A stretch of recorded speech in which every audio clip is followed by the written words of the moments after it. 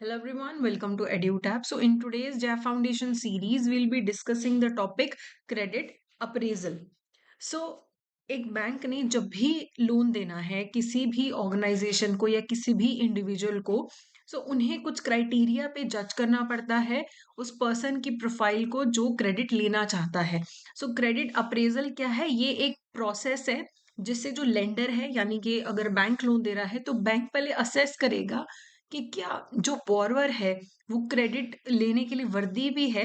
तो बहुत सारी चीजें चेक की जाती हैं, जैसे कि इनकम क्या है बोरवर की, और उस पे डिपेंडेंट्स कितने हैं, उसका मंथली एक्सपेंडिचर कितना है, उसकी रीपे करने की कैपेसिटी कितनी है, उसकी एम्प्लॉयमेंट हिस्ट्री कैसी है। ऐसा ना हो ना कि हर वो 2-4 महीने में जॉब्स चेंज कर रहा हो, स्विच कर रहा हो बार बार, स्टेबिलिटी ना हो।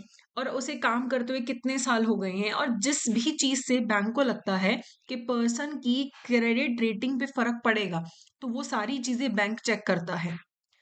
तो ये चेक करने पे बैंक को फिर डिसाइड करना है कि क्या उन्हें प्रपोजल को एक्सेप्ट करके लोन देना है या फिर रिजेक्ट करना है। तो जो क्रेडिट अप्रेजल है वो जैसे ही पर्सन वॉक इन करता है ना किसी बैंक की ब्रांच में, तब से शुरू हो जाता है, और जब तक क्रेडिट डिलीवर ना हो जाए तब तक क्रेडिट अप्रेजल चलता रहता है। इससे बैंक का रिस्क मिनिमाइज हो जाता है। जितना बढ़िया तरीके से क्रेडिट अप्रेजल होगा उतना बैंक का रिस्क कम होगा। तो मल्टीपल फैक्टर्स पे जज किया जाता है। तो क्रेडिट अप्रेजल में सबसे पहले तो जो बोरवर है उसकी आइडेंटिटी चेक की जाती है, वेरीफाई की जाती है, और बिजनेस जो है बोरवर का उसकी असेसमेंट की जाती है, और फिर क्रेडिट रिक्वायरमेंट को समझने की कोशिश की जाती है। टर्म लोन चाहिए है, वर्किंग कैपिटल रिक्वायरमेंट चाहिए, ओवरड्राफ्ट चाहिए, किस तरीके की उसको क्रेडिट रिक्वायरमेंट है। और फिर एक ड्यू डिलिजेंस रिपोर्ट प्रिपेयर की जाती है। एंड ये भी देखा जाता है कि कौन सी स्कीम के अंडर इस पर्सन को लोन दिया जा सकता है। अब आपको ये पता होना चाहिए कि हर बैंक का एक एक्सपोजर लिमिट होता है।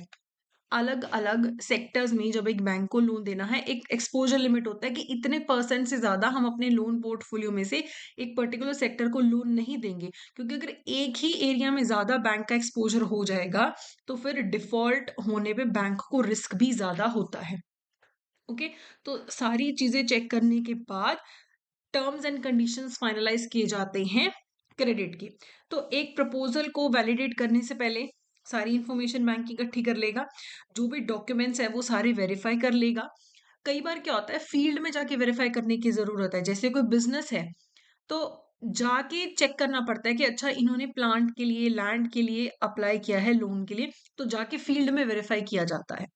फिर ये भी चेक किया जाता है कि क्या जो भी सारे अप्रूवल्स हैं, जो भी सारे लाइसेंस रिक्वायर्ड हैं, क्या इस पर्सन के पास है। अगर किसी ने कहीं एक बिल्डिंग कंस्ट्रक्ट करने के लिए लोन अप्लाई करना है, तो क्या उस बिल्डिंग को कंस्ट्रक्ट करने के लिए जितने भी अप्रूवल्स चाहिए, लाइसेंस चाहिए, क्या उस पर्सन ने ले रखे हैं, क्या इस एप्लीकेंट की बोरो करने की कैपेसिटी है। ये सब चेक किया जाता है प्रपोजल को वैलिडेट करने से पहले। ओके, तो ये सब किया क्यों जा रहा है?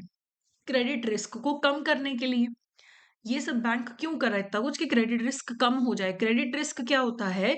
ये पॉसिबिलिटी होती है एक बोरवर के डिफॉल्ट करने की। अगर एक पर्सन के लोन में डिफॉल्ट करने की प्रोबेबिलिटी ज्यादा है तो क्रेडिट रिस्क ज्यादा है। क्रेडिट रिस्क क्यों होता है? अगर कोई पर्सन डिफॉल्ट करता है, क्यों होता है वो?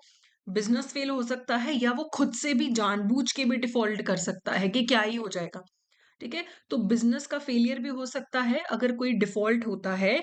तो इंटरनल रीजन से भी हो सकता है कि मैनेजमेंट अच्छी नहीं थी इसीलिए डिफॉल्ट हो गया, बिजनेस डूब गया। या एक्सटर्नल रीजन हो सकता है कि मान लो आप जिस कंट्री में एक्सपोर्ट्स का बिजनेस था आपका, उस कंट्री में वॉर शुरू हो गया और अब आप एक्सपोर्ट नहीं कर पा रहे हो।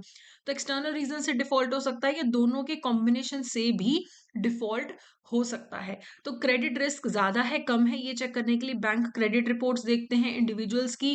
कंपनीज फर्म्स हैं उनकी क्रेडिट रेटिंग चेक करते हैं। अलग अलग एजेंसीज कंपनीज को क्रेडिट रेटिंग देते हैं। जितनी अच्छी क्रेडिट रेटिंग है उतना ही उन्हें अच्छे टर्म्स में लोन मिलने के चांसेस होते हैं। बैंक ये भी चेक करता है कि क्वालिटी ऑफ मैनेजमेंट कैसा है, इस कंपनी के प्रमोटर्स कौन है, क्या डायरेक्टर्स को इस एरिया में काम करने का एक्सपीरियंस है, सीईओ का एक्सपीरियंस है या नहीं है। ओके, और ये भी बहुत ज़रूरी है कि जितना रिक्वायर्ड है लोन, अगर उससे कम लोन दिया जाता है ना, तो भी इश्यूज़ क्रिएट हो सकते हैं। अगर 20 लाख का लोन चाहिए और आप 15 लाख का, 10 लाख का लोन ले दे रहे हो उस पर्सन को, तो उसका तो वेंचर सक्सेसफुल नहीं होगा, क्योंकि अभी भी पैसे कम रह गए। ज़्यादा दोगे तो आइडल पड़ा है जो यूज़ नहीं हो रहा है। तो दोनों ही चीज़ें सही नहीं रहती हैं, बिल्कुल ऑप्टिमल लोन देना ज़रूरी है पर्सन को। ओके? तो क्रेडिट एनालाइज़ करते टाइम पे, क्रेडिट एनालिसिस करते हुए चेक किया जाता है कि कैरेक्टर कैसा है उस पर्सन का, कंपनी का जिसे लोन दिया जा रहा है, कि इनके पास कैपिटल कितनी है, क्या इनके सोर्सेज रहे हैं, इनकी कैपेसिटी कितनी है रीपे करने की, क्या इनके पास कुछ गिरवी रखने के लिए है या नहीं है, इनकी credit worthiness, credit rating check की जाती है, कैश फ्लो चेक किया जाता है कि कैश इनके पास लगातार आता है या सीजनल आता है, और जिस इंडस्ट्री के लिए लोन ले रहे हैं वो, उसकी कंडीशन कैसी है। तो सारी चीज़ें चेक करने के बाद लोन लिया जाता है, क्रेडिट स्कोर चेक कर लिया जाता है, देखा जाता है कि अच्छा सब कुछ सही है, क्या जो ये लोन है, ये बैंक की क्रेडिट पॉलिसी में फिट हो रहा है या नहीं हो रहा है, ये लोन देने पे हम कोई लिमिट तो नहीं ब्रीच कर रहे हैं। ये सब चेक करने के बाद लोन जो है उस पर्सन को दे दिया जाता है। उसके बाद अब इससे रिगार्डिंग हम कुछ क्वेश्चंस कर लेते हैं। Which of the following correctly explains credit risk in banking. Credit risk क्या होता है? Default of payment by a borrower, default of banks in maintaining SLR, defaults of a banker to release credit to the borrower, या none of the above. तो credit risk का क्या मतलब होता है कि जो बोरोवर है उसने पेमेंट में डिफॉल्ट करने का रिस्क कितना ज्यादा है। ठीक है, तो ए यहाँ पे करेक्ट आंसर है। अगला है which of the following statement is or are correct. Default in loan repayment can be due to borrowers wilful actions. Borrower के खुद के एक्शंस के कारण क्या लोन डिफॉल्ट हो सकता है? हो सकता है। Lenders rely on credit rating of companies by the rating agencies and their own credit rating to assess credit risk. तो कंपनीज की क्रेडिट रेटिंग जो किसी आउटसाइडर ने दी है, या जो क्रेडिट रेटिंग खुद से रिस्क भी असेस करते हैं, बैंक्स तो करते हैं। Default can be triggered by external factors only, ऐसा तो कुछ नहीं है, इंटरनल फैक्टर्स के कारण भी डिफॉल्ट ट्रिगर हो सकता है कि मैनेजमेंट नहीं अच्छी, कोई फ्रॉड हो गया। तो 1 और 2 यहाँ पे करेक्ट ऑप्शन है, तो ए यहाँ पे करेक्ट है। अगला है which of the following is done to validate loan या क्रेडिट अप्रेजल। क्या सपोर्टिंग डॉक्यूमेंट्स वेरीफाई होते हैं? होते हैं। फील्ड पे वेरिफिकेशन करनी पड़ सकती है, पड़ सकती है। अप्रूवल्स या लाइसेंस है या नहीं, ये चेक किया जाता है। करेक्ट। एप्लीकेंट की बोरोइंग कैपेसिटी है या नहीं, तो ये सारी ही चीजें चेक की जाती हैं, तो डी यहाँ पे करेक्ट ऑप्शन है। उसके बाद dash is the process by which the credit lender assess the credit worthiness of the borrower. इसका आंसर आप मुझे कमेंट सेक्शन में देंगे कि dash is the process by which the lender assess the credit worthiness of the borrower. Credit risk, credit audit, appraisal, या फिर credit rating, इसका answer आप मुझे देंगे।